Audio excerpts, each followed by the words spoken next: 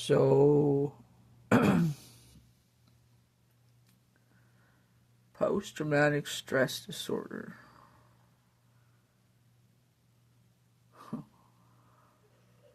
That's how I feel about that. Um, I don't really like telling people what medical staff has, like, labeled me as because of spirit.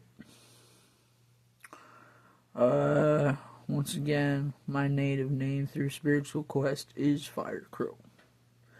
And I know a few things about sacrifice.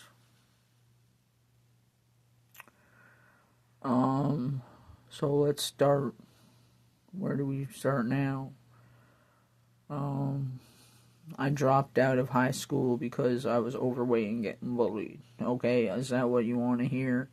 I'm like a bully victim. Very easy for someone to pick on me. And it's funny, I'm 35 and I recently was bullied last fucking year.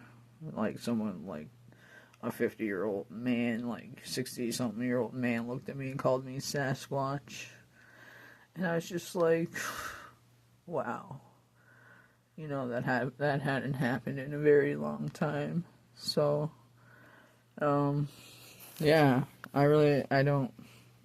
Is it like, I don't know. I don't know. But I just use it to strengthen myself now.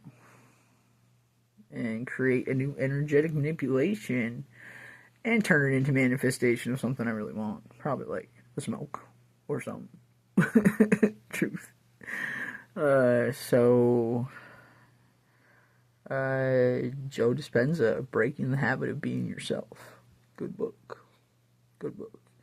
I flipped through it for like 5 seconds and I was like, yeah, I like this book.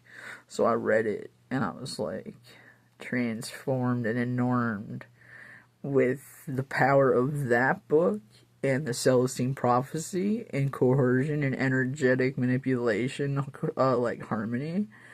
That is such a potent energy and I love it. It was so good. It was like magnifical, and I did it in the summer, so it was like enhanced and like watermelon juice, watermelon sugar.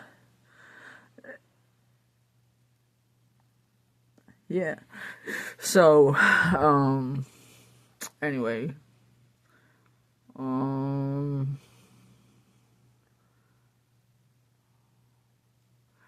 I guess I escaped and ran to video games. And I guess that's why I don't really have too many friends on the outside now. Some of my deepest friendships were online with people who I never even met in real life. So, I'm one of those, you know. And then in real life, like in my real current life, I don't have any friends, or I've said this before, like, I don't have any friends or like anybody to text or like nothing like that because I just fell out of touch. I got, like,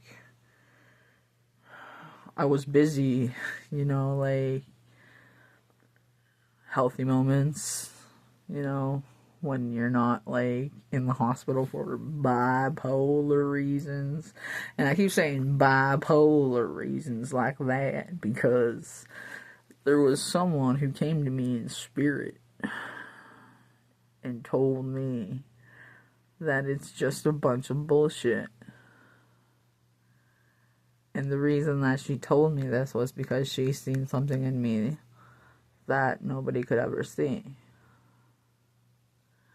And if this is how it's going to be, we might as well talk about mental illness. Because mental illness is one of the leading causes to disoriented. Help me out here, baby. Disoriented views of optical illusions based on one person's perceptual view. then having to share that one perceptual view without knowing all the details of that person, and sharing that one perceptual view with other people who supposedly are in charge of medications, analyses, judgments, like it gets pretty scary sometimes when you don't have human reps or the ability to have your cell phone with you at all times. And I understand, like, it's confidentiality reasons why they say we can't have a phone in the hospital here. But at the same time, there are safety precautions that we want to take as well. Because we know the other side of the fence in regards to that hospital. So yeah, we do go in there, and Freemasons go in there often to check on the Cape Breton Regional Hospital. So it's not like, a bad thing that we're always going in, checking in on it, but at the same time, a lot of shit has been, like, covered under the rug in that hospital, and that's why they don't want cell phones or any other recording devices inside of that hospital, especially in the psych ward, where the mistakes happen, yeah, but there comes a point where, like, it's like the anxiety that they have over if someone has a phone on them is unbelievable. That just shows you clearly that they have their own methods and secrets to protect that hospital at the same time. So, anyway, if something... that's irrelevant to say right now. Anyway, that's the downside of that hospital. On the upside of that hospital, they do a fantastic job, guys. The Cape Breton Regional Hospital, guys. When we look at it in a rounding, sort of bigger picture kind of way, guys, it's Cape Breton here. It's the only hospital we have. And I know some people on the opposite side will be like, yeah, well, maybe we should do better in that hospital. Because there's no reason for some of us to wait 32 hours just to get in. Just to see a doctor, 32 hours wait out in the waiting room. Sometimes people are there for 3 fucking days before they get in to the psych ward. Now,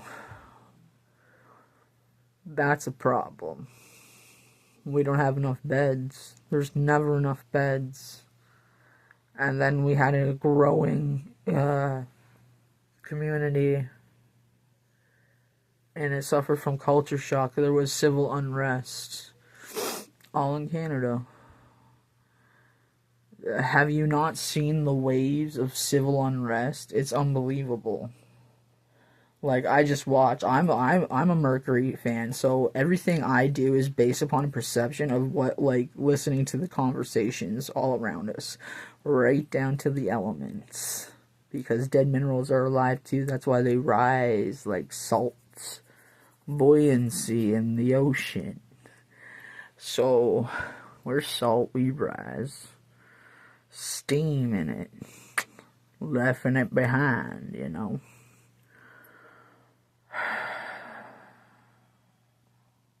I'm scared to talk about what I've been diagnosed with, because obviously they're not all correct. And if they're all correct, well, then I am the perfect candidate to talk about every single fucking one of them in every single fucking detail. Okay? Starting with, what are we going to start with? Post-traumatic stress disorder is a gateway to military training. And sometimes you just automatically start military training yourself. Because you have so much stress of previous things that you've been through. That all you know how to do is just, like, soothe the way you know how. In the healthiest way that you possibly can. Without using some form of escapism to end your life. or to harm your life expectancy in any way. So, yeah,